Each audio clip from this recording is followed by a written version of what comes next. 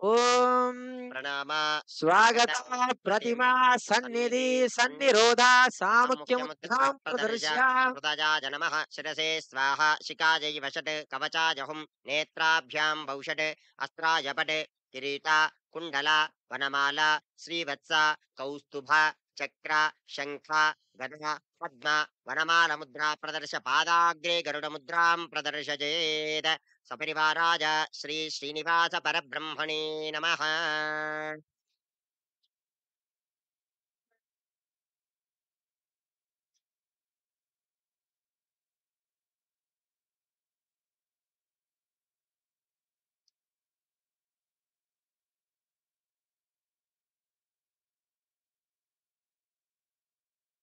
వాళ్ళనే పెట్టుకోమను.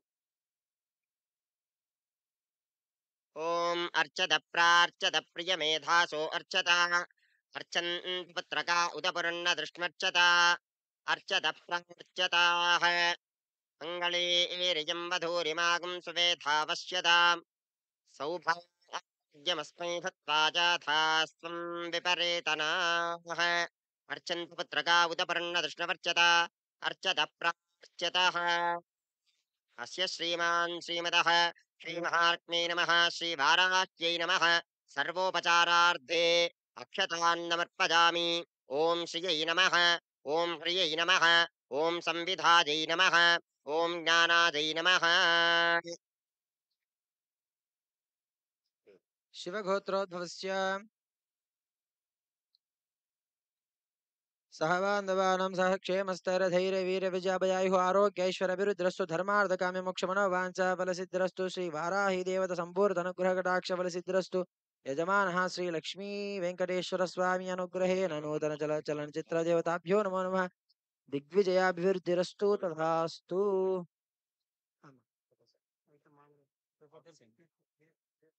ఒక్క నిమిషం ఆగురా. ఆ ఫోన్ ఇచ్చేయండి పంతులు గారు. ఉండండి. ఓహో, మీరు మీరు కవర్ అవ్వాలా? వెళ్ళిపోతా ఒక నిమిషం కిందకి వెళ్తా. కూర్చో. యజమానः నారీకేళఖండద్వయం నైవేద్యం నివేదయామి. గట్టిగా ఇలా ఒకసారి కొట్టేశాను.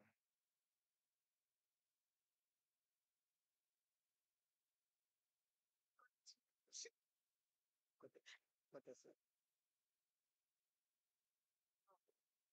ఇంకోసారి కొట్టేస్తా.